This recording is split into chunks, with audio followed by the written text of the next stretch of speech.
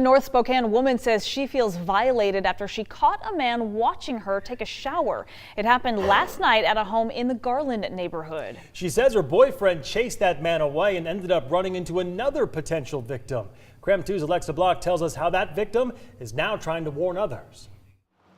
You know, this window here is pretty tall, but that didn't keep one man from climbing on top of this table and spying on a woman in the shower. After a long night in the gym, Alexandra Collins couldn't wait to hop in the shower around 10:30 last night. A few minutes into her shower, she says something wasn't right. And I had heard some footsteps outside, but I thought it was maybe my roommates going out to their car to get something. But it wasn't one of her roommates she heard outside her open bathroom window. When I turned the water off is when I had kind of heard something else outside the window, and that's kind of the movement prompted me to look. When she turned around, she says two blue eyes were staring into hers.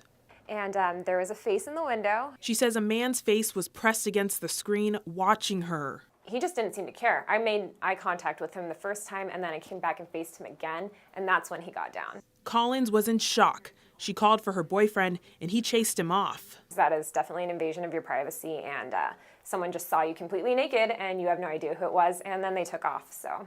Collins thinks he moved the table to the window, then stood and squatted on it. You can see the footsteps in the snow where he ran, and her boyfriend followed. That is a concern because you don't know if they're going to come back. You don't know what their mental capacity is. Collins says as her boyfriend looked for the peeper, he ended up running into another man who was also looking for a man who spied on his girlfriend in the shower. Collins filed a police report, but Spokane police haven't gotten any other reports of voyeurism in the neighborhood.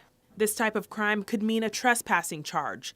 It's a misdemeanor. It was just a lot of effort to get to that point, to spy on someone, and it's definitely an invasion of your privacy. Collins says she is trying to build her sense of security again, and she hopes her story will remind people to be vigilant. I think that the public should probably just be aware that there is someone out there who is maybe keeping tabs on you or watching you, without clothes on.